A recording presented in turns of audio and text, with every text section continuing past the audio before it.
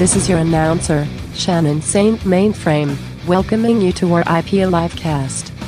I would like to formally announce that I am leaving the band, as all are dying. No, I was not invited to join yet, but seeing as though the band has run through what seems like the entire metal scene, I figured I would get ahead of the announcement. Sorry, not sorry, Tim. Our IPA Livecast starts now. A little Canadian accent coming through there, Shannon. Not sorry. Not sorry, Tim. Not sorry, eh? Welcome to RPL Livecast. We must have got the memo wrong. Daylight savings is tomorrow. Daylight saving is tomorrow, but instead here we are, starting an hour early for our live listeners. It's the 10:05 a.m. morning drive. It's 7:05 a.m. for Deuterino, and he's already in the chat. He must still be awake from the Dodgers win last night. He must have pulled an all-nighter. Props Congrats, to Deuterino. Well, when not I was props to him, but props to the Los Angeles Dodgers. Not their fan. Sure. Yeah, ultimately, I always root for not the Yankees. So, yes. Even though the Dodgers eliminated the Mets in the World Series, the last thing I want are these fucking Yankee fans walking around bragging about winning the World Series. And either way, it's just always like, if the Dodgers win the World Series now, Mets fans could be like, well, we lost to the champs. Yeah, and I have slightly more. Oh, I like that. But I also have nothing against the Dodgers. I mean, they beat the Mets, but that's just who wound up playing each other. It's not like beat the Mets, right? That could be a song. No, yeah, sure. Mets, but if you want to write that song, go ahead. Beat the meat. Yeah, I'll do a beat the meat song. Well, anyway, I'm hopped up on caffeine. Rob's doing some LOL Mets material here. Last week he came in and said the Mets have a history of being losers. And now he's singing "Beat the Mets." What's going on, Rob? He jumped off that bandwagon real quick. Yep. Get out of town! He's walking off the show. Get out of here! Okay. There it is. I'm here to represent. Awesome. I just got this new shirt. I'm very excited to wear. Mm-hmm. Are you going to wear that while singing "Beat the Mets" down Fifth Avenue, or what's going to happen? Beat the Mets. Okay. No, but see, I mean beat off. I don't mean. Oh, I don't mean beat them up. You're still working on that Pete Alonso still that we saw the other day. I'm a Lindor guy, actually. He's the hot guy on the Mets. Good-looking man. He went to great lips. He went to the stupid Knicks game yesterday. They put him on the screen. He had like all these. He had a brand new, very fresh hairstyle. Let's see. With some braids. Well, he could do Mets colors, and it counts as Knicks colors also. So it's a very cheap pop from the. Oh, I like the new look. Braid. I like new it. braids. I should say new braids. It's working. It looks better than the old braids. Looked a little silly for me. Not like silly, but like a child. Like not an adult. He's a daddy. Maybe he wants to have. He is a daddy. That's right. Got a young girl. These look like a real. But yeah, no, I'm very attracted to Mr. Lindor over here. He could, as the kids say, get it. He wouldn't. I feel like he'd be a top if he was gay, though. I think he'd be verse. He'd be a verse top. He could be a verse top. Because Darren, even in baseball, he's an all-around player. He's great with the glove and with the bat. He can do it all, Darren. He can receive and he can. Yes. The thing is he seems like a very accommodating lover. He seems like the type of lover that gets off on his partner getting off, and that's a big turn on for me. It's a team player. I'm the same. He's great for clubhouse morale. He's doing and with those lips, the man knows how to give a blowjob. Oh my God! All right. I mean, look at that. Those lips are made for one thing. Anyway, I don't know what's going on. Welcome to the show, folks. It's very early, and I'm very hopped on caffeine. I've recently switched back from, not switch, I would say, but re-exploring drip coffee after drinking espresso exclusively for a good decade. Just because I need more of a caffeine fix. Huh? I said congrats. Thanks. No, but the result is I'm very hopped up right now. So I am awake and alert. Wouldn't espresso be more potent than regular? Yes, but I only drink 1 cup of espresso. I'm on like my 3rd cup of coffee. So how long have you been awake? I've been awake for like cup? 3 hours. Holy shit. At least. Me and Deuterino have been wake up around the same time. Just on different coasts. It sucked when I the first 2 or 3 days in LA, my body was still in East Coast mode. I was waking up at like 4:35 in the morning. Jesus. I had to force myself to sleep a little more. But that's not what we're talking about here. We're talking about As I Lay Dying. Oh. And as with all the other times we've brought up As I Lay Dying in recent years, we only discuss it when something funny is going on. We're not here to promote As I Lay Dying. We're here to do the opposite of promote them. Demote them. I think they've done that to themselves. So something is going on with the band. In general, I've personally felt very uneasy with how they're just sort of back in recent years. It's one of those stories that makes me so glad I'm no longer a metal blog publisher, because you still were when they first came back, no? Yes. Or were you already out of the when it was starting? So. And I want to be clear. I'm so proud of myself. We never promoted them. I did write about when their first single came out, but it was more of like a, what the fuck? Like, how dare they? And then I stopped writing about it once I realized, like, oh, this could be misconstrued for promotion as opposed to like, can you believe this is happening? Shaming. Yeah. And I would not, and we never, or I never took a cent of ad dollars to promote As I Lay Dying. Were you albums. offered? Absolutely, yeah. We rejected. I should say we rejected ad campaigns for their new album because no, I don't want to do that. I don't want that money. And then that's why you were bought out, because the rest of the people were like, we need that fucking As I Lay Dying money. Let's get Rob out of this picture. No. I think we were all this was something we were all on the same page about. But it was just so weird. He got a new record deal. All these guys in relatively known bands. Mm-hmm. Well, first off, all of his old bandmates rejoined the band, which I couldn't believe. And there was never, as we've discussed on the show, I mean, we went through this when that happened. You know, there was never any real like formal apology or explanation. It's just, we're just supposed to believe that he's gotten better. And do we even have to go through the whole story? Got better how specifically? Or like he's I don't know, like rehabilitated. Yeah, exactly. Thank you. He's not gay no more. Because basically, of course, he got put into prison for attempting to hire a hitman to murder his wife. When I say attempting, not Bret Hart. When I say attempting, I mean he claims he was coerced by his steroid dealer at the gym to meet this guy, and the guy he met was actually an undercover agent, and he was about to get away with it until at the very last second, as he was already parting from the agent, he turned around like in a movie and said, "To be clear, I want you to kill my wife." And it was at that point that they were like, "To be clear, you're under arrest, you dumb motherfucker."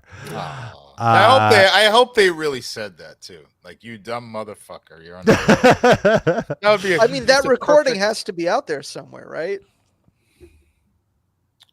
Like, I guess so. Right, he has to be wired. Right. So a transcript, at the very least, has to be out there somewhere. It's just like A Few Good Men at the end when he says, "I am an officer in the U.S. Navy, and you're under arrest, you son of a bitch." Let's see that. But do that. Tom Cruise shit.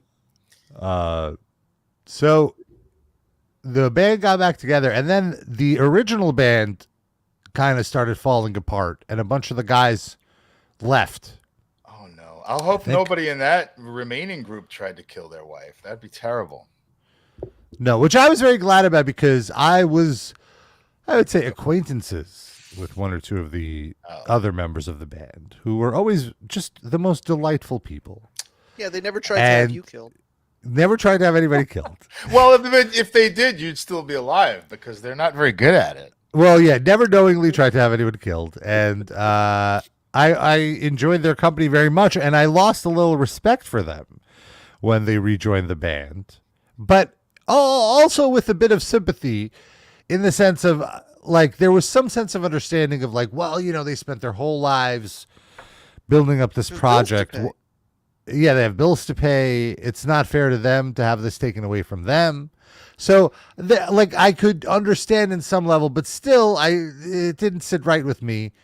But then they quit, and I was like, all right, we're cool again. And then, all these other guys joined, including, surprisingly, Ken Susi, the guitarist of Unearth, quit Unearth to join As I Lay Dying, which I mean, is, I guess, an upgrade. I'm sure he was getting paid much more in As I Lay Dying, which is why he quit his own band. Well, yeah, because As I Lay Dying were pretty big. They were one of the bigger bands. They were right under the headliner, whenever, or the headliner themselves. Are they still? Yeah, I mean, they were doing headlining tour. They headlined Irving Plaza on this run. That's not on their most recent tour. That's like a shoebox. I mean, it's bigger than I would have expected. That's not a shoebox. Irving Plaza is 1,000-person venue. Yeah, all right. That's it's not big. A shoebox. But yeah, it's not a shoebox. It's not. Madison Square Garden or anything. Well, no, none of these bands are contending for Madison. No, but Garden. that's $1,000. 1,000 people. That's probably what they made.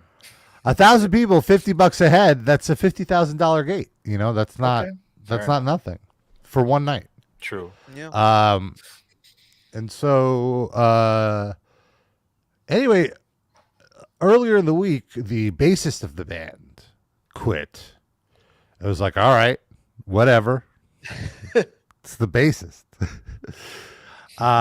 Then the tour manager quit. And in his message, there was something about I cannot in good conscience continue. There's all of this cryptic. They're talking around something. Yes, exactly. They're talking around. The first sentence is, I just really thought we'd be bigger than Irving Plaza by now.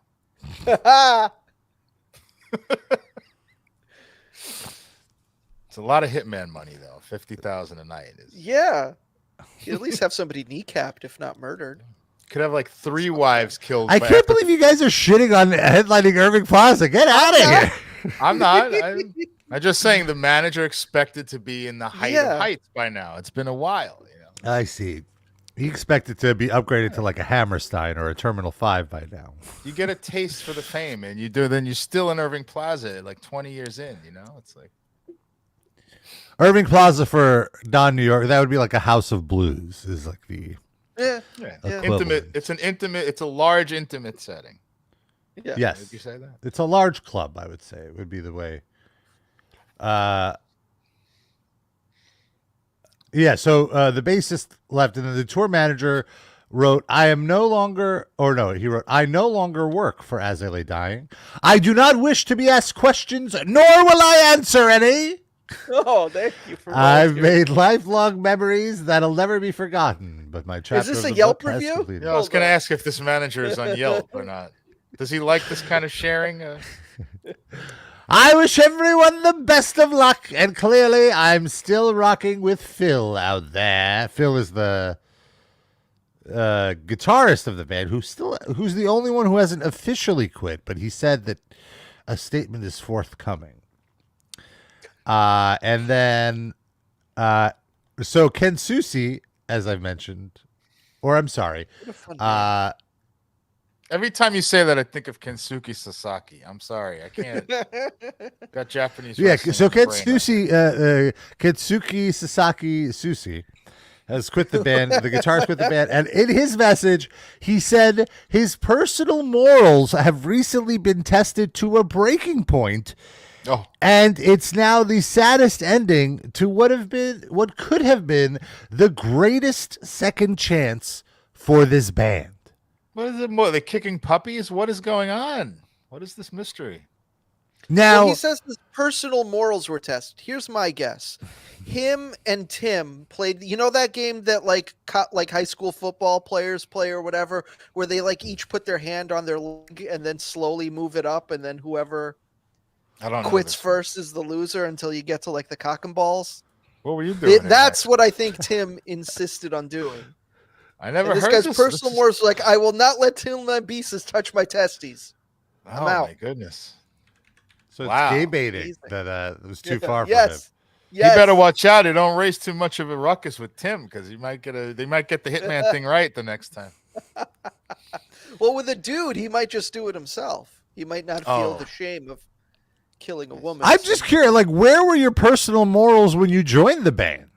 Is it possible they just didn't ever hear that story? They just totally missed that news cycle. They didn't know. And they were like, wait a minute, I just Googled you, man. What the fuck? You didn't shamefully tell me. Do not follow RIP Livecast. Yeah. Shame on them. And then the drummer, Nick Pierce. Could you call him Nick Susi? Pierce. Just for Nick fun? Susi quit the band. He said, as of now, I'm no longer playing drums of As I Lay Dying. This is far from being... But in a few hours, I will be again. Yeah, I don't understand. Like, what does that mean? I'm just at Jamba Juice right now. just for... Yeah, currently I'm not playing, but like later I'll be... Yeah.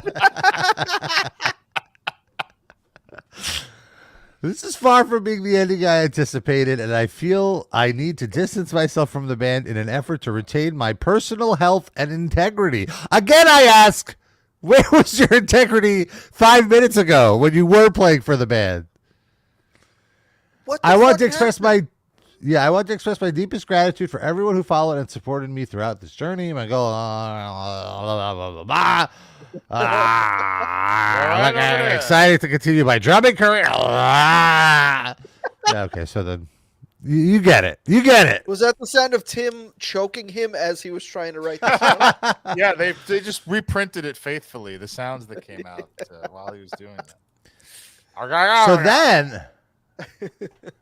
on the subreddit Metalcore, the official subreddit of the scene, my favorite subreddit. There was a post. Now I want to be clear that there's we cannot verify the accuracy of this post. We are merely reporting on something that someone else commented on. So I'm just informing our audience about this for context. I'm not saying it's true or not. I have no way of verifying. So you can't sue us. Let me be clear. Let me be clear, folks. This is a completely unverified rumor. Now look. So with that said, I want to show this. So somebody by the username EveningStop5792, a very reliable username, writes, someone in the band allegedly... I like even in this anonymous Reddit post, they have to write, allegedly. I don't want to get sued. They don't want to get sued. Assaulted. So somebody in the band allegedly assaulted and cheated on their wife. And it's about to be public any day now. I'm sure you can guess who that someone is. Thursday update, Ken, Susie, and Nick have both announced they left the band. I've also been told that video evidence of the altercation exists. Oh. Let's hope they go public. I was told they will. Like P. Diddy in the elevator over there. Is that going to happen? Oh, my God. Imagine it's the an same elevator? lady. Yeah. Oh, jeez. It was like outside of an elevator. Right, yeah, okay. She's like, she was waiting for the elevator and he came. Yeah. I'm just confusing it because there was an NFL player who did. Who was that? Ray Rice. That's right. Ray Rice. Right. And so much elevator drama. Well, this rumor gained so much traction that Tim Lambesis' actually had to release a statement. Oh, I thought you were going to say have to. She chose to. I thought you were going to say Tim Lambesis was even upset by this and chose to distance himself from this scandal. Yes. No. So Tim Lambesis' wife released a statement following the allegations of abuse, denying that there was any abuse. So it's fine. She said he's a wimp. He could never hit me. No, that's not what she said. No. She said, I'm writing this statement to address recent rumors circulating on social media regarding my husband, Tim Lambesis, and the allegations of domestic violence. It has come to my attention that false claims have been made, suggesting my husband has harmed me. I want to make it unequivocally clear that these allegations are completely false. Right. He hired someone else to do it. Yeah. She's saying, or maybe the mistake is that he beat up the woman that he cheated with and not his wife. Maybe that's the error. Right. Like that could be the fine print here is like, yes, he never abused her, but he abused somebody. Yeah. But we don't know because nobody's come forward.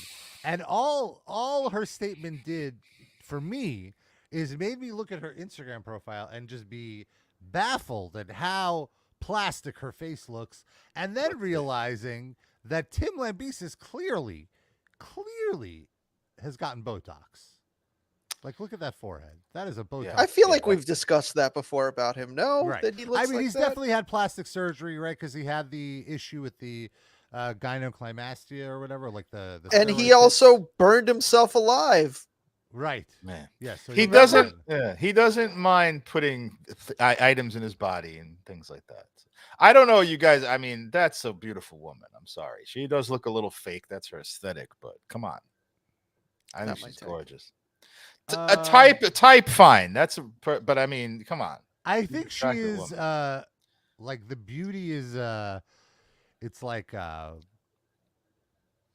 a pretend beauty. I don't think she's actually pretty. I don't know. All right. I mean, teach their own. I'm not going to argue with anyone and say they're wrong at what they think about someone's appearance, but I mean, here's what I'll say. I can't tell you if she's pretty or not because there's so much plastic on her face. She's clearly the same vibe I get with Megan Fox. I mean, it's that's not a human I'm looking at. That's like a space alien. It's the same look. I'm not put off by that. It's a very LA look. It's not if I was going to announce like what my perfect woman is, it wouldn't be that. But I can't say she's unattractive though. Are you prepared to announce that, Darren? I needed to put some time and thought into it, but yes, sure. Okay, here's a tagged photo. We'll tease that for next week. Where clearly she, like, this is not her angles and lighting, and you could see what would be her real face. Who is the terrified woman next to her? She looks really scared. The hitman just stuck a knife in her back by mistake. She took one for the team. No. That's the woman Tim Lambesis beat up. Oh, he bit her up too? Yeah. It's like Marv Albert. Yes! And a foul. And this is not the woman that used to be with Danzig. This is a different lady. This is a different Rob, woman. You can confirm that? Get 100% confirm. Thank you. That woman is blonde. This woman is a brunette. Well, they could color their hair. They're allowed to do that, I think. Did you say blonde or blind? Because I'd believe that if she's with oh, blonde. I'm sorry, blonde. Okay. She wasn't blind. She just had nipples for eyes because she was dating Danzig, and he insisted. Oh, she was on that set, and they just. That's like when they used the real bullet. Was inspired, yeah. It's like how Brandon Lee got shot with a real bullet. They put real eyes in her nipples by accident. By the way, on our Patreon, you can watch us watch The Crow and see Brandon Lee get shot in real time. Yeah. Okay. Sorry, Rob. So I'm curious to see what happens here. They had a European tour that was supposed to start next week, but they don't have any people in the band, so I'm not sure how they're going to do that. So they weren't actively in the middle of a tour when this all happened. Good question. Correct. They were not. Interesting. They were just beginning their new album cycle. Their album comes out in like a week or two. Oh my god. Hey everybody, so check out our new album. We have no band left, but Yeah. here you go. Yeah. Yeah. It's the October surprise. Yeah. You know, I want to say on the one hand, like, oh, I'm sure their label is pumped, but I mean, you already signed this guy. You knew what you signed up for. Yeah. Right? But can you imagine though being the label rep assigned to this like band and how often you must have to pull your hair out constantly? Right, because There has to be like morality clauses in the contract, right? Yeah, probably. Where like if you slip up in any way, we don't owe you a dime. Get the fuck out. Well, I'm sure. Yeah, I mean, a label can dump you for any reason. You know? Would that clause be like for the other members of the band too, though, or like his portion doesn't get paid to him? Well, look, can you imagine whatever this news is has to be so bad that all these other guys are like, well, my reputation will be ruined if I continue to affiliate with myself with this the only remaining member in the band. Mm-hmm. Yeah, very exciting. I can't even imagine. Well, then we'll have to watch that video that comes out. We'll do a watch along. Yeah. Of the Oh my god, it's too hot for the regular show. We'll watch that on Patreon. And we'll watch one of our Too Hot for the Main Show Patreon episodes. Sure. Right next to the Nullo and Cage Jock conversation. Well, the Nullo actually happened on our main show the first time, true. but yeah, but we weren't able to show the Nullo. Yeah, we were audio only at that point. Good we point. Referenced it on a recent episode. Oh, we showed something like that. I don't know if it was a Nullo. We showed somebody's mutated private parts, didn't we? Yeah, that was just when Rob took his penis out. Oh, hey now. Hey-o. He does that on every Patreon that's too hot for the show, because that's how he cements that it's too hot. He's like, here now, we could never publish this in a it's on my larger forum. Only forum. Rob's. And by the way, that's from swimming in that Brighton Beach water that you swim in every day with the fucking kelp and jellyfish, fucking radioactive I haven't kelp. swum in it in like a month now, at least. Oh, wow. It's too cold. Unfortunately, Is it too cold. Is the cock coming back? Yeah, my balls are dropping again. You can't tell my voice is lower. Roll that tape back like you did with me. I heard you say my growl is coming back. Oh no! I heard Dave my growl. Balls are coming back. You meant balls, but you said growl. Oh no! Let's see. I heard it. Oh no! Are you really gonna play it back? Yes, you must. You did it to me. I heard my growl is coming back. You refer to Dave Grohl as your balls. All right, here I found it. Here we go. Let's be quiet and play it back. Water that you swim in every day with the fucking kelp and jellyfish, fucking radioactive I haven't kelp. swum in it in like a month now, at least. Oh wow! It's too cold. Unfortunately, Is it too cold? Is the cock coming back? Yeah, my balls are dropping. He did it. So it's official. Your balls are named Dave Grohl. Mike Rolls. He did it. So it's official. Let's watch just the whole show. 30 seconds. Yeah, that's the rest of the episode. Is just a watch along of exactly what happened 10 seconds ago. Hey, remember when you said that thing? That was so great. 3 seconds ago. Checking into another dipshit in the metal world that we haven't learned about in quite a bit.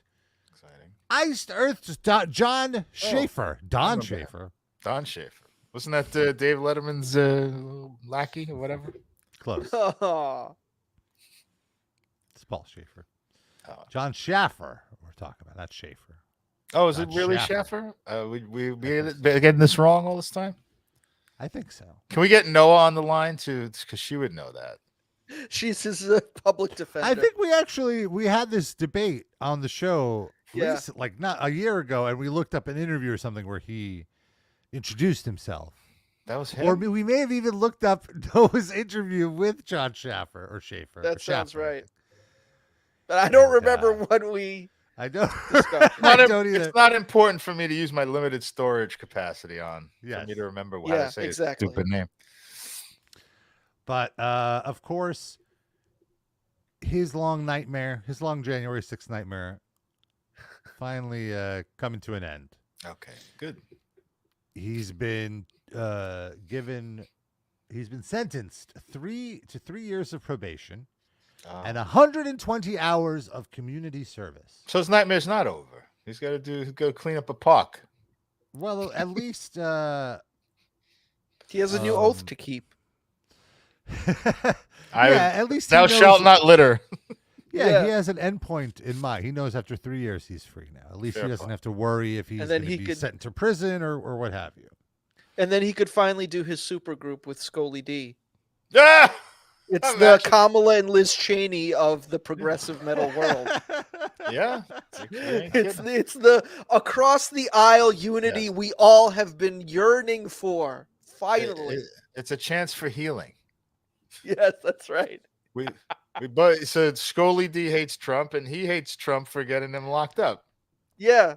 Well, we covered Schaffer quite a bit in the lead up to the election. Crazy that this happened now 3.5 years ago. It's insane. Yeah. It's been 3.5 years since this happened. And he was a big tough guy. He was in the Oath Keepers. He was a constitutionalist. He believes he was like a rebel. I'm tough. I'm the a loner, government's trying to control me. The government's trying to stop me. Big tough guy. And with all of that in mind, I would now like to read to you an apology letter that Mr. Big Tough American Bald Eagle motherfucker wrote and released as part of his settlement. Here's a statement that Jon Schaffer released to begin his probation. Ready? Here we go. To my friends, family, and fans worldwide, I profoundly regret my actions on January 6, 2021. I haven't been a perfect man, but for the majority of my life, I've been a very productive man, and I have tried to live my life with integrity and disciplined work ethic. I deeply love our country and the founding principles that have inspired people from all over the world to look at the USA as a beacon of hope for all humanity. Having traveled the world for over 30 years and performed in approximately 100 countries, it was always a great feeling and relief when the airplane would safely land on U.S. soil. When the global pandemic came upon us and the chaos ensued in the U.S. and all over the world in 2020, I was very concerned about what seemed to be a collapse of our country and the rule of law. When the 2020 election took place, and I saw many public officials and media outlets reporting the election was stolen, my concern deepened. This led to my decision to go to D.C. and have my voice heard. I'm not excusing my impulsive behavior. I was wrong, and I take ownership of my actions. I own the fact that I made a huge mistake, and I wish I never would have gone there. In fact, the consequences have been devastating on my life, my family, my friends, my business, my colleagues, and my business partners. I knew immediately. I let my emotions get the best of me, and I made a terrible mistake. I drove home to Indiana the following morning on Thursday, January 7th, 2021, and on the 8th, I found my attorneys, and at my request, they immediately reached out to the authorities. I willingly surrendered, cooperated with the authorities. They wrote this letter for me. Initially, I was charged with multiple serious federal felony offenses, and I feared I may spend the rest of my life in prison. I spent several months in custody following my self-surrender. I was placed in solitary confinement with horrendous conditions, which was an extremely traumatic experience. Okay, I don't want to mock that. I think solitary confinement is pretty bad. No one, not even Jon Schaffer, should be forced. No, it's not right. I agree with you, but it's still funny that like he's just the whole whine that includes that is still funny. Yeah. Yes, thank you. I became the first. I love that this is. I became the first person of the hundreds of co-defendants to enter a guilty plea. Like he's the guilty. Don't hurt me. I was the first. I stepped on another person's head that was next to me on that day just to be the first. No, I'm first to be guilty. Until now, I have resisted the strong urge to issue a public statement due to my ongoing cooperation and wishes of the federal authorities. This extended period of silence has added additional challenges to my life as a public person. Since the beginning, I wanted to express my remorse for my actions and address since the beginning, I wanted to express my remorse for my actions and address the legitimate concerns of my fans worldwide. I watched as one media outlet after another drag my reputation through the mud and condemn me for. Yeah, it's our fault. This is now veering off from an apology. I feel like this is starting to be people I don't like, and here's my list of enemies. From the beginning of what, by the way? Not from the beginning of that day. Like the beginning of when he started. The beginning is January 7th. Since January 7th. Right. The beginning of when he thought he might go to prison is when exactly. Yeah. It's fine. This whole situation has been extremely difficult. However, I know I've become a better man because of it. I used to stay so busy that I didn't have much time for self-reflection. That solitary confinement will give you a lot of time for self-reflection. Yeah. In the last 3.5 years, that's mostly what I've done. I've become a member. Oh, God. I've become a member of a wonderful church and improved myself spiritually, mentally, and physically. This personal revival has inspired me to continue writing and recording music. Oh, back to jail. Yeah, please. I'm proud to announce I'm starting a new band with Tim Lambesis. Yeah, right. He's the new guitarist of As I Lay Dying. Well, no, he can't because it's not like he can leave the country. His passport's been surrendered. Oh, well, you just no European tour. It's going to be called Johnny and the I'm Sorries. Well, also, Rob, he said in the statement that whenever he was on tour and his plane touched back down in America, he always felt very happy and safe to be back. So now he just doesn't even have to leave. It's a gift. He never has to leave safe and beautiful America for one of these other shithole countries. Awesome. He said he adds, this personal revival has inspired me to continue writing and recording music. I'm certain there'll be a positive outlook in my future artistic creations. So ska. No more, he's going to do ska from now on. There's no more albums about how we need to start a civil war. And also, will the music now suddenly not suck? Or that's that. I thought you liked Iced Earth, Darren. Why did I say that? No, you mixing me up with Noah, perhaps. I thought you were they're one of the bands that work for me. Maybe I'm thinking of someone else. Yeah, maybe. I feel like I've always consistently mocked Iced Earth along with Sid. I think Noah loved them, and you were like, they're right. And I never liked them. I never liked the vocals. Oh, I thought you said you did that. You didn't like them that much, but you could tolerate them. No. Okay. Was Schaffer the vocalist or just the guitar? So who's the vocalist? Tim Lambesis. Oh well. The vocalist was this one guy, and then he left. I forget. Let me. Who was the But is the band lineup? Is the band defunct now? Matt Barlow was the classic vocalist, and then they replaced him more recently. And now they just don't exist, or they went on without. Tim Owens, who Tim Ripper Owens. Yes, replaced Halford and Judas Priest stepped in. Oh, and then he left because he was like, "Oh, Schaefer's a little too crazy even for me." And then then this relative unknown Stu Block was the vocalist. When you're too crazy for someone named Ripper, that's serious. Yeah.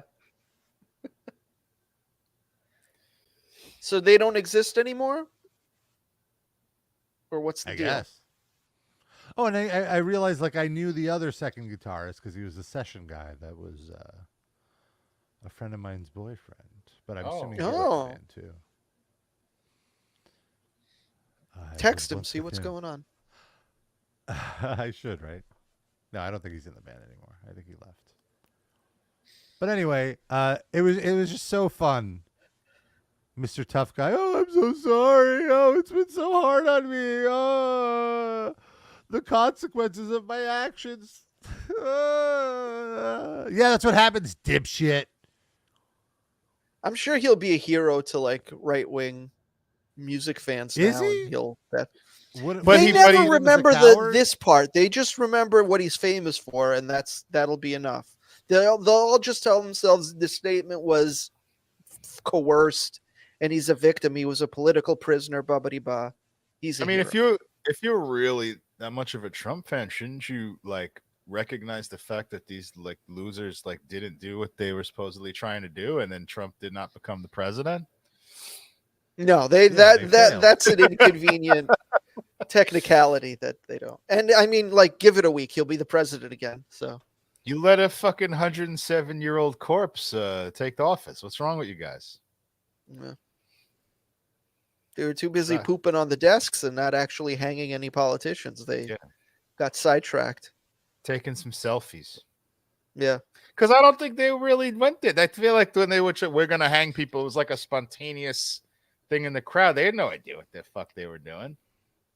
Like somebody said, let's hang, and then like 4 other people went, yeah, let's hang that guy, you know. Yeah, there was no organization. Well, see, I think there was organization, though, among the front line. Like the people that Schaffer was with were organized, and some of them had weapons and shit, and they knew. But they were organized to be like, hey, let's go into this building. But then once that actually worked, there was no more. Totally agree. They're like, oh, now what do we do? Yeah. Because I don't think any of them expected to get that far. They were like, whoa, what? Yeah. They really let us in? Holy What do we do now? The cops just held the door open for us. By the way, that's not fishy at all. That's what? By the way, what? That's not fishy at all. The cops holding the door wide open for you to walk in. I'm sure they really perceived you as a threat to the change of power in America with holding the door open. The cops open. are probably at least partially on their side, and they're like, "Go for it, guys!" All right, or that's like, I'm not getting paid enough for this type of thing. That too. The authorities being on your side is definitely not the definition of a coup. Well, certain authorities, at least. Right. I'm sorry. The authorities that you're trying to overthrow, holding the representatives of the people who work in the building that you're trying to dismantle, letting you in the door does not indicate that they perceive you as a threat. That's fair. That was a good correction. I accept that. Well, speaking of January 6th, the inspiration for January 6th, one Donald J. Trump. Have you guys heard of this guy? What does the J stand for? I'm not sure. John. It stands for J. Oh. Donald Trump. Wow. J-A-Y. So he, quote unquote, worked at McDonald's this week. And when I say quote unquote, I mean they shut down a McDonald's and staged. Where was this? Pennsylvania? Stunt. Yeah, somewhere in Pennsylvania. And I thought this was fucking hilarious. I could not believe it. And it's hard to. It's like, is this good for his campaign? Bad for his campaign? Hard to say. Why would it be bad? Because he looks like an idiot, I guess. He looks silly. But he always looks like an idiot to us. We don't matter. That's a good point. He did get a ton of publicity for this, including on this here show. So I guess in that sense. Well, you still have the chance to not, Rob. This is your moment. No, we're going to do it. No, this is your crossroads. This is the moment. I guess this was the reason he did this was as a troll because Kamala Harris was claiming that she worked at McDonald's when she was a teenager, but then there's like some right-wing thing about how she's lying, and yada yada. And so he's going to show that he's a man of the working people.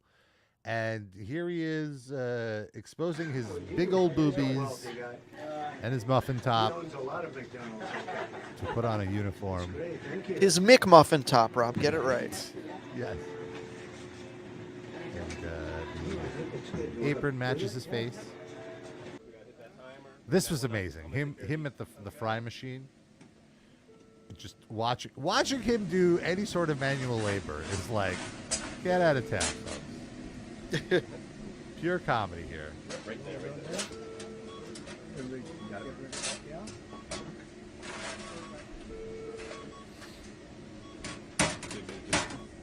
Have you put that right far right, hang it right up there. Yeah. And then you want to do the sawing over here? Yeah. I did these ones. Yeah, I'll do it. Good. You just got to do that one right there. Sure. So grab that. Let me give him extra soft. No. Yep. Oh, yep. Good. Okay. Right there. And then we're going to grab the fry scoop right here. Right. Put it into there and just give him a twirl that way. Let's see his form. Okay. Bad form. Medium. All right, we got a little more. I don't know if I have it in one of these clips, but he seemed so impressed that they don't use their hands for the fries because he's such a germaphobe. You believe this? Well, but the thing is, and I think it was maybe Jon Stewart on The Daily Show that called that out, like, if they used their hands, they would burn themselves. Like they would have third-degree burns, like to grab the fries right out of the fryer. Yeah. So of course they don't use their hands. The people don't have It's not a feelings, big though, right? Am I wrong Yeah. on this? They have feelings? They have hands? Oh, okay. Got it. The best is him talking to the fake drive-through Oh customers. yeah. Okay, so for his first order, yup. That's his Secret Service hand, right? Well, that's a good-looking group. Hello, everybody. This is not a normal situation, is it, huh? How are you? What a good Deuterino asked if any of us have worked at in fast food. I have not. I've never worked in. I've food never worked service. fast food. No. I did work in food service before for one day and quit. I was What? A What waiter was in- it? I was a waiter at one of those diners on Kings Highway, and I did it, and I couldn't stand it, and I quit after one day. Was it Minerva? No, it was the one that was on 17th Street that escapes my mind right now. It was not Minerva. It was two. There were two that were like 2 blocks apart. I think I know the one you're talking about. I don't remember the name of it either. But wow, that's okay. And what was so bad about it that you quit after one day? I didn't understand. Well, I lied because I wanted to just get a job, and I told them I had experience, and I said I'll just fake it. And there was just a lot of terminology I didn't understand. So they were like, "Oh, give me the dupe, which is the." And I was like, "I don't know what a dupe is," and he gave me like 5 tables, and then he was like, "Look." The guy was very nice, retroactively thinking about it, and he said, I know that you're bullshitting me. I don't care. I need somebody, so I'll give you like 1 table, and you can do that and pick stuff up, and then you can go up. I'm not going to hold that against you at all. Just do it. And I was like, nope. Well, hold this against me. I quit. I didn't say it like that. I was nice back to him, but I was like, I can't do this. This is not for me. I thought I could do it, and I cannot do it. Sorry. And that was like when I was a mailman for one day. What? What? Yeah. You joke? I think you guys know this. This was like, I don't know, 20 years ago? Give or take? Yeah. Didn't I know you 20 years ago? I don't know this. I guess maybe this was like before I moved in with Rob. Yeah. So maybe, we weren't like in each other's circles as much in this period. But yeah, I took the civil service test, whatever. I got assigned to a post office. I went and, tagged along with the guy for one day. I got back in the car at the end of the day. I was like, this is not for me. Just out walking in like strange people's buildings. He had me, and I don't think this was hazing. I think this just fucking happened. He's like, okay, you could do this set of mailboxes in this building. And I opened the first one up and a fucking water bug crawled out of it. I was like, no. Can't you just be, dude? I was gonna say, can't you just be in the office? But do they make you do grunt work like that, and then you get for sure? Yeah. Yep. Okay. Yeah. So I was gonna be walking the streets for years before any other. Do you remember the hourly wage you were getting? I do not. Was it probably more than I make now? remember it being good or terrible or some without the number? Do you remember if it was good or bad? I mean, it was going to be my first like legit job, so I'm sure it was good enough for me. Oh wow! I don't Your think first I think they get paid a decent amount. I mean, I How had old were you? jobs before that, but like, I don't A career early job. 20s. Oh, okay.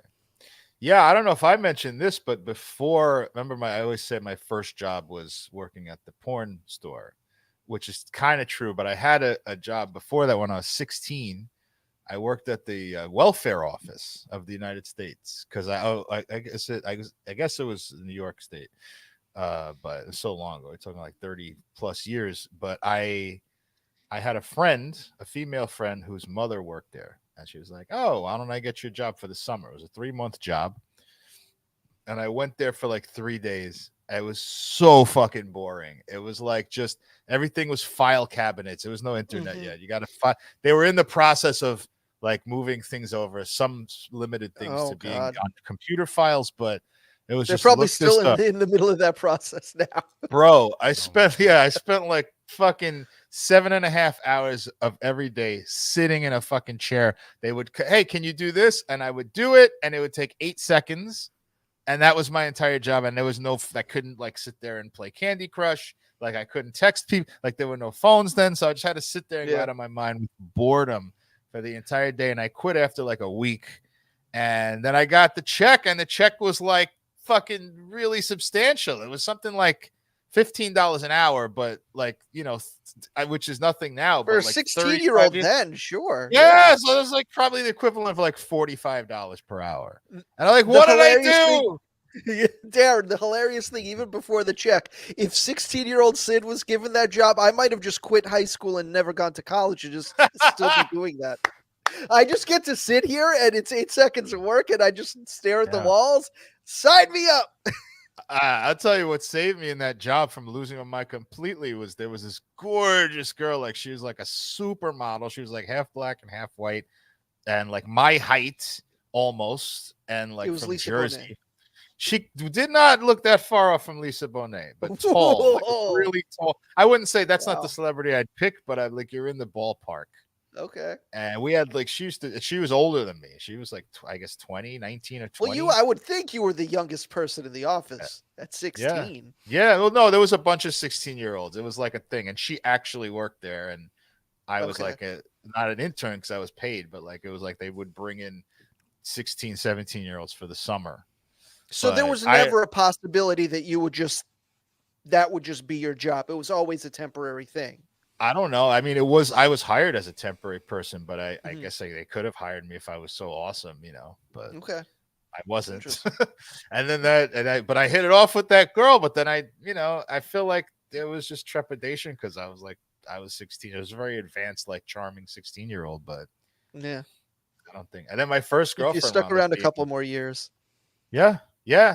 My first girlfriend wound up being around her age, so but it was not to be. Yeah. Yeah, my first on the books job was Stop and Shop, and I remember Sid actually was one of my customers at one point. You mean like local one? You knew him already, and he came in to be a customer. Oh, okay. Yeah, this was in college. I guess my first job was in like late in high school. Silver Star. It was like a cash job working for Silver Star, a local supermarket, being a stock boy, and I hated it. And it was like way too far from my house. It was just like the worst job. And then I would have Stop and Shop. That was a legit job. Then I would have just weird, odd jobs. Did you sell like cell phone accessories with Noah? And then I got a job at a. Well, no, then I got telemarketing job through Marina. That's where I reacquainted with Frank and where we essentially formed Metal Injection. So it's all Marina's fault. Wow. We're here today because of Marina. Yeah. Okay, yeah, because of that. Well, yeah, and like the college radio station, I would say. And Rob and Frank are independently wealthy, right? You still haven't told us how much you got. You want to tell us now, Rob? You want to announce it on the Depends show? on your definition of wealthy. I don't know. He has enough money to not have to go do a grind every day. Yeah, he's not working at supermarkets anymore. Yeah, He's I'm not doing gonna a, stop and try my. he's doing But Grindr every day. I genuinely have such a respect From grind to grinder. for That's the episode title. To Grindr. For like all those people, just because, or just anyone in any manual labor job, because it's such a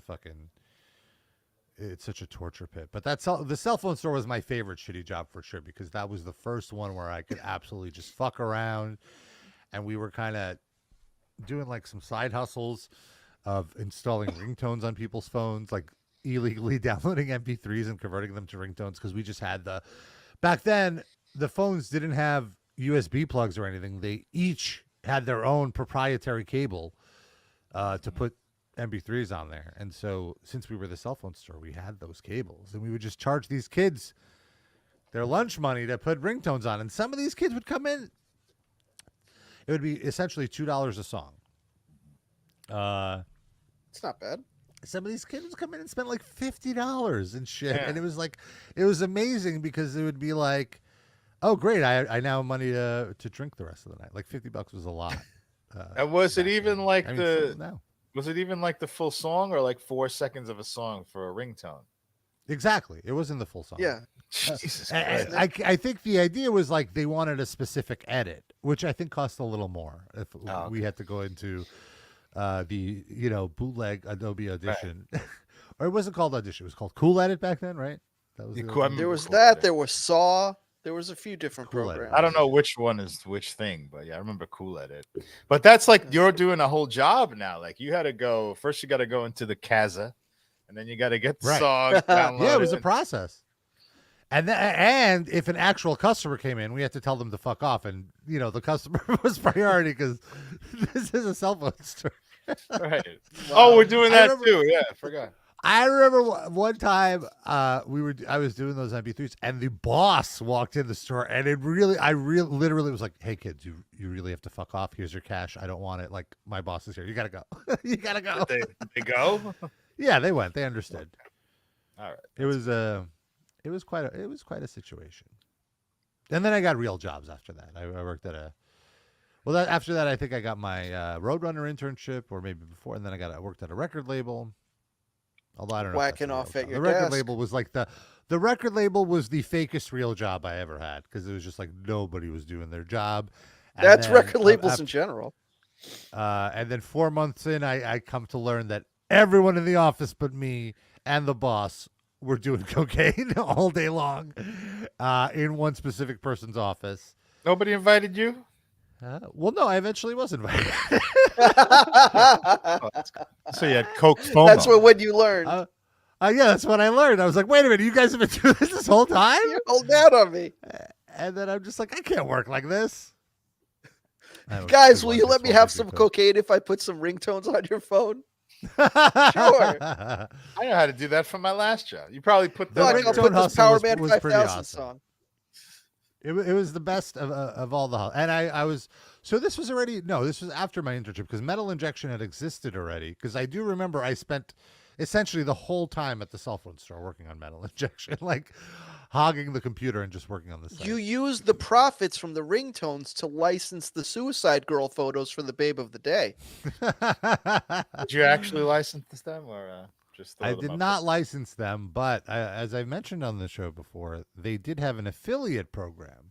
So I felt that and also I would never show any nudes.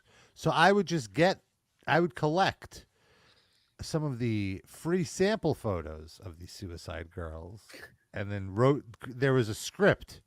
There was a CGI script, a programming script, that you could set up a image of the day script. So you just, set a folder with all the images. I had 200 images, and then this random script every day would just set one of those photos as the image of the day. So it was automated. And if they clicked through on the link and signed up to Suicide Girls, we'd make like a $5 commission or something. And it never really added up to much, but it was something. There you go. So because of that. Yeah. Sorry. How the sausage is made of the Babe of the Day. Yes. Exactly. Did it turn you on at all, Rob, knowing, like, anytime you got that commission, knowing that somewhere there was a Metal Injection reader jerking off?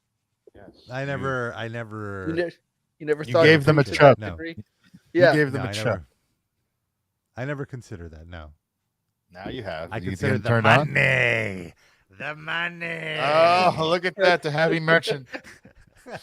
The happy Pazbani.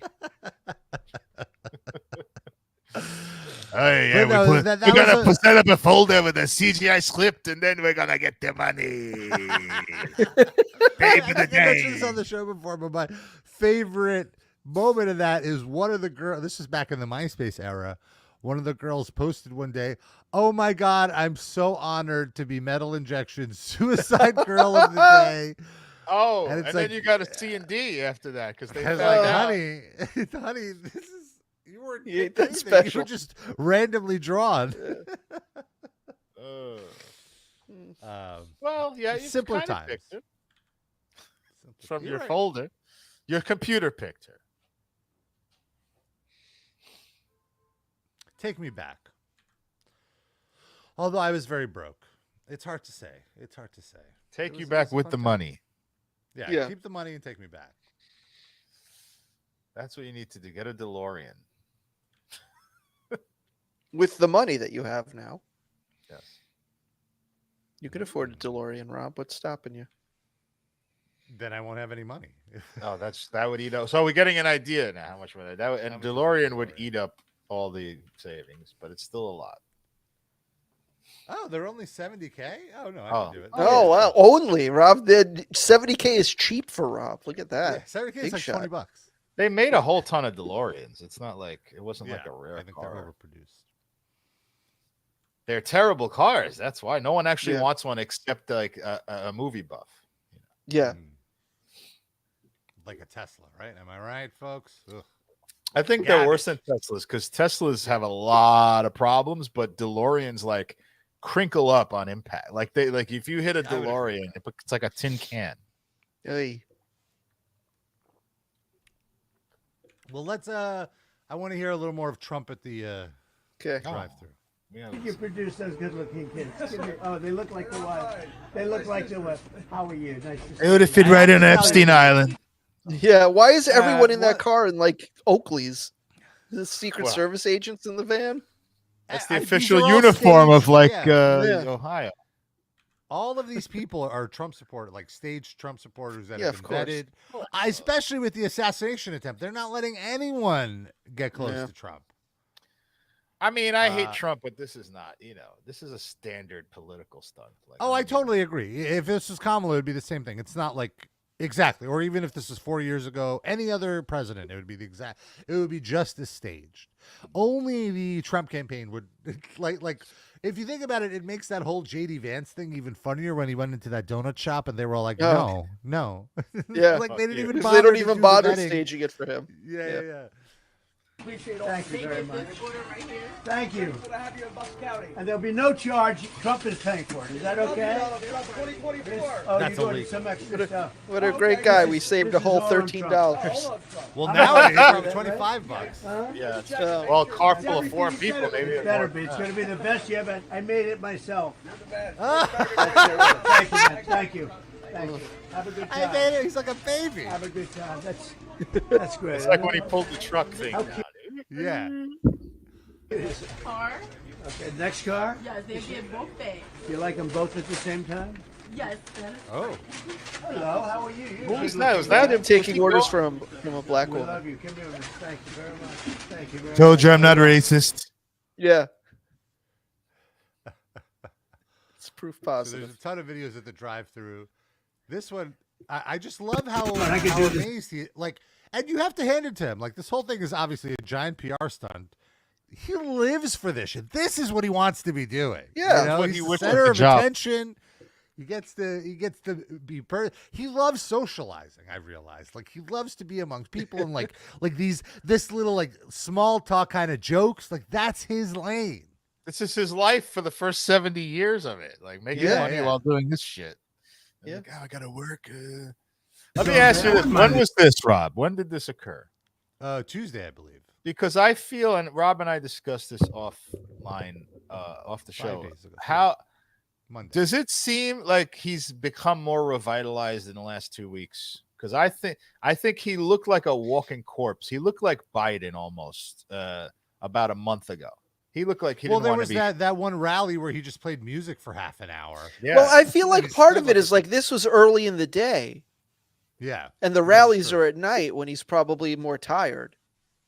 and Possibly. just foggy in general. So I think that probably plays. And also, like, he's at a fucking McDonald's. He's smelling the fries and the burgers. This is Hopped like up on Diet Coke. peak. This is the best you're ever going to get him. How many like handfuls of fillet of fish and fucking Big Macs did he stuff in his mouth? That's his order. two Big Macs, 2 fillet of fish. No fries. Really? remember- I would never guess he'd eat the fish. Oh, yeah. He likes The the fillet fish. of, I don't get it, but the fillet of fish is like one of the big it's not favorites bad. at McDonald's. It's not bad. Never had it. I don't know. No, not a fish guy. I've revisited it recently. Now Is that it I'm less very- fish averse. Sorry. Is it very, very fishy, or does the breading cover the fishiness? No, it's very bready. It's not. It's not super fishy. Maybe I'll do It's it. fishy enough that you know you're eating a fish sandwich, but it's a McDonald's. Like Right. you know, they're not all of a sudden shot. going to be like a I main like this season. shop. I think I might. It just seems sus to eat fish from a fast food Oh, place. that was a mental block for me Agreed. for decades. But Yeah. you know, people still love it. You don't really Yeah. hear bad things Love it. about it. So I was just like, let me give it a shot. You know, Is that and the I had it, I was like, second yeah. second most popular thing to Big Mac, or I don't know. I think it's up there. okay? Come back and do it again. Thank you. Look at that. Look at that. How are you? He's so surprised. He's surprised. Whoa, Mr. Trump The is way here. he pulls up even looks like a movie set. You know, like, it's so I silly. think I might come back and do it again. Thank you. I love that line. I think I might go back and do it again. I have such a fun time. Like, yeah, you're really gonna work at McDonald's for fucking $9 an hour, sure. I'll never be back here again. If I'm back here, it's out there. Getting Yes, my pickup order. be in the drive-through. Look at that. Look at that. How are you? Wow. Nice to see you. How you doing? You made it possible for ordinary people Well, like not us. Johnny. You're looks not terrible. I ordinary. mean, thank you You're not ordinary. so much. Yeah, you're Indian. I can see. We pray for you, and you are the type of person we want to be the I president. put extra beef in there. Know you people like that? Thank you very much. I took a photo. Very halal. I killed the cow myself. Thank you very much. I could do this all day. I wouldn't Imagine. He's so psyched. Extra beef Oh, we got for more. you. Maybe. Few more. Well, this is a great job to take at the beginning, and it requires expertise. I'm going through the French fry stuff. It's a whole big process, and it requires great expertise actually to do it right and to do it fast. Yeah. Look at this comb over, by the way. Like this hair. This is like payas. Look, this would be like if you look at Ah, the trail. Yes. Like it would be So- down here. It would Modified be. payas. Yes. Yeah. Well, it's his own. That's his only real hair, probably, like that little area. So Yeah. so it stands out. it's the a rest comb of it, it's- back and filled a in. comb up. Like look at it's so. He so has to much going keep on it long so there's enough to integrate with Mhm. the fake hair. Right. Well, I do appreciate maybe a little bit more. Yeah, you take it for granted. You say, "Give me French fries." I'll never forget this experience. Okay, now I know how to do it, and it's very good. But you know what? It's beautiful. It's clean. It's really nice. You never touch them. I always figured somebody stuffs them in with their hand, and I don't like that. And they don't do it that way. You never Right. touch them. It's really like, great. He's like So I 7 want- people removed from the chain of command who gets him his McDonald's. He never fucking sees Exactly. He doesn't know. He's like, "Don't you give me those fries? They touch them with their grubby hands." I mean, Like Trump the is meat, Trump. the burger, they don't touch with their hand. I guess they just they put it right on. they the have bun. gloves anyway. Yeah, it's so silly. but leaving the problematicness of Trump aside because for the second, I think everyone who wants to be a leader should have to like really work at McDonald's, not a political. I absolutely agree. You should be doing these blue collar jobs to understand these people's struggles. Yeah. Like sincerely. Make him work Not a 40 like hour. I think Roy Wood Jr. Made this joke about how like Trump didn't work McDonald's. I want to see him work in the fry stand like at 3:30 when school gets out, when there's like 100 orders and and Belinda called in sick and you have to cover for her or whatever. That's and honestly, you don't really even with that, you don't understand their struggle until you bring home their paycheck and have to live off that. Yes, the job is whatever. I do think, though, and that they can never replicate that for somebody like Trump. But I think forcing them to do that would be a good thing. He's not clearly doing that. But I think things like this, I'm wary of saying like, "Fuck you, fuck this. This is bullshit," because I think this is a good thing to be thinking about, even though not saying Trump is doing it in the right way, but. I think we should not. None of them do. It's just it's a photo op, just like going to the Iowa State Fair and eating a corn dog. It's just another box you have to check. Right, but to do it properly, you'd have to do it without alerting the media. I feel because with the media there, it changes everything. It changes how everyone. And then what's the acts point? around you. Yeah, but I prefer. I Oh. prefer these types of stunts to like the corn dog because that accomplishes nothing. This is at least saying something about like classism, and you got Trump, a guy who, for all of a piece of shit he is, could be the next president, saying McDonald's is like a valuable job that's hard, which is not something that comes out into the public. I agree. This was a great PR moment for Trump. It's been like even that Undertaker. He did the Undertaker's podcast this week. We joked about it last week. It was released this week, and I scanned through it and I was like live tweeting it to Sid and Darren on our private message. Great. Thank you, by the way. And you can scan through it. They have chapter marks. It's very convenient. You don't have to sit through the dumb stuff. Well, all of it is dumb. Oh, but I was about to say we've done in 8 seconds. The credits. To say something positive about it is. I really got to see Trump's personality, like his not on TV personality. Let his guard down. And and he can come off like a really chill, personable person. Like the whole first 45 minutes of the interview, it's him interviewing the Undertaker about wrestling, like asking like dumb things, like that really hurts, right? Like that stuff hurts, right? like the dumb. He's like he became Theo Von. It's exactly like the Theo Von interview. Yes, exactly, where he was asking Theo about cocaine. Right. It's a very interesting technique that he has. Point being, he's much smarter than he comes off, especially when it comes to socializing. The man knows socializing. Like you said, he's been doing it for 70 years. This has been his main thing. And the McDonald's thing is another example of it. He knows how to hot dog and like boost the egos of these people who in his mind he sees as beneath him. Did you say hot dog? Yeah, they don't have those at McDonald's. Well, before one last clip I wanted to play. I learned that was the most excited Trump ever was this week. Oh, I don't know this. Here one. he is with another McDonald's owner, not the place that he worked, but a separate owner. That's not Sebastian Gorka.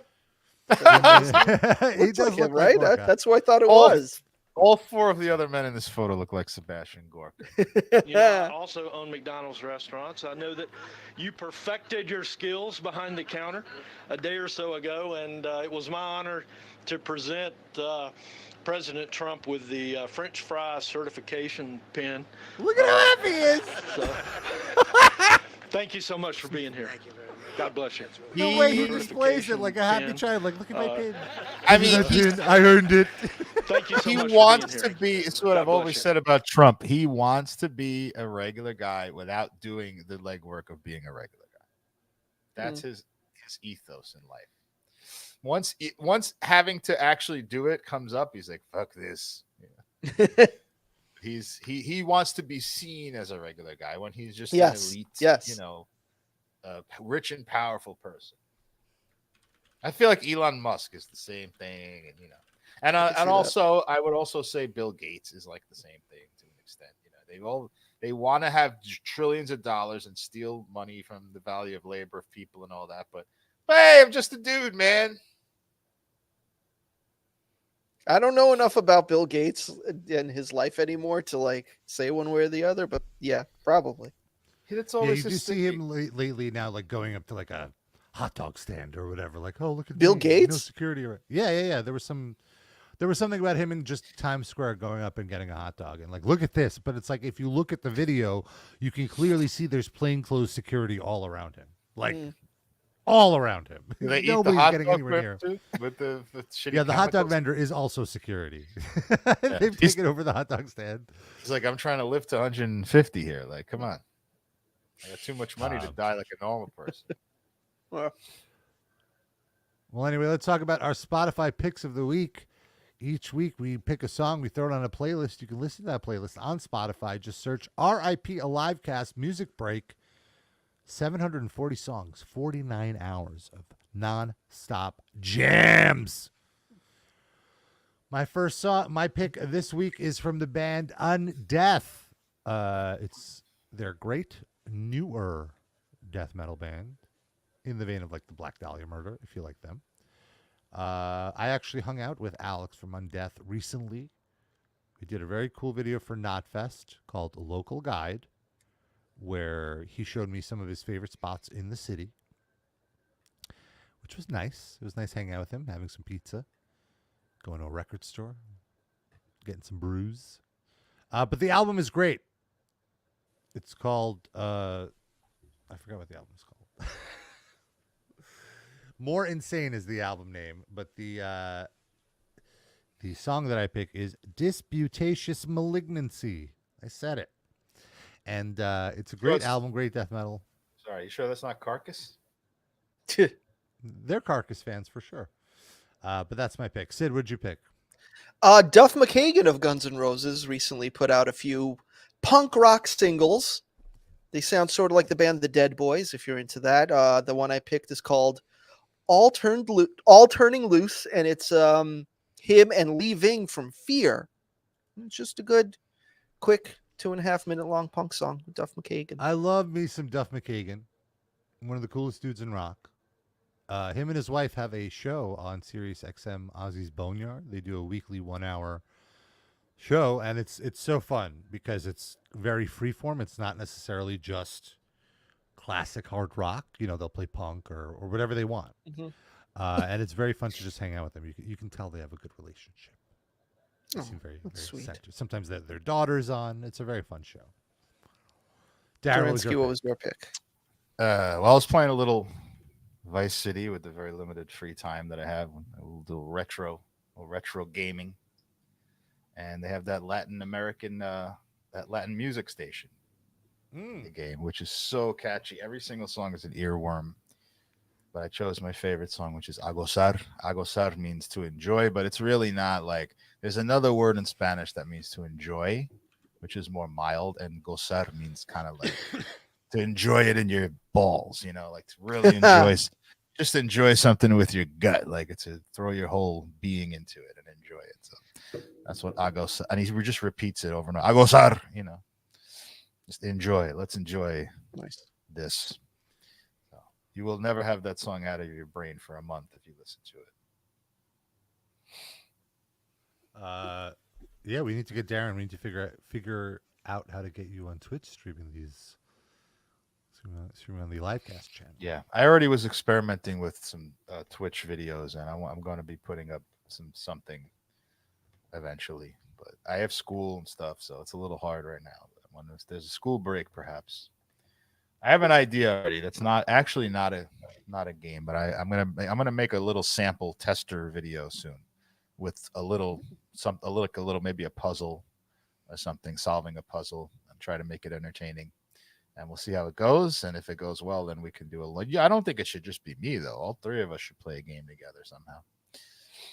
It'll be fun, yes. Like Among Us or something like that. You know, something that's like a party game. But we'll see. We'll see. Also, of course, if you want a little more Livecast in your life, or if you want to show your support, this is a completely free show. Throw a little money in our tip jar. Patreon.com/RIPLivecast. $5 a month gets you access to 2 bonus episodes every month. And in a few days, we're going to be posting a roundtable discussion about the awesome new Netflix show, or I guess it's a limited series, Queen of Villains, about the Japanese woman's villain, Dump Matsumoto, who is incredible. And so that's coming up in a few days. We recently posted in the last 2 months, we posted 2 bonus episodes of just really raucous sexual commentary links, things that we would get as banned from YouTube. Lots of fun stories. And I share some personal stories in there as well. And lots of fun watch-alongs in the queue. I was just telling a friend of mine about a watch-along that we did about that Gary Oldman movie. What was it? Tiptoes? Tiptoes, thank you, where Gary Oldman plays a little person. And his brother is played by Matthew McConaughey. And it's a crazy movie. We had a great time watching it. Plenty of fun stuff in there. To be clear, Matthew McConaughey is a full-sized person in that movie. Plays a full-sized person. Only Gary Oldman plays a tiny person. Sorry. And so patreon.com/RIP Livecast. $10 a month, you get to be a top Livecast fan of the week. You get a shout out at the end of the show, which is right now. And top Livecast fans, I want to talk to Eric. I'm so sorry that I love this country, Benjamin and Dan R. And I was just misinformed. Susan, I swear I was put in jail and people spit on me, Lando Danks. They wouldn't even give me a LaCroix, and I was so thirsty. Corey and Scotty H, please, you have to understand. I'm so sorry, Aaron. I should go back to school with Mr. Schmelzler. He would tell me everything, and then I would be okay. I'm a real American Douglas Hoover. You Levison, and I'm so sorry. I've let my country down. And Slinkies, I've let my fans down. Jander, I've let my family down. And Randy Bland, I've let all the Sukas down. All right, I'm out of here. All right, that's our show, folks. Thanks for tuning in. We'll be back next week. Until then, we love you. We kiss you. Bye-bye.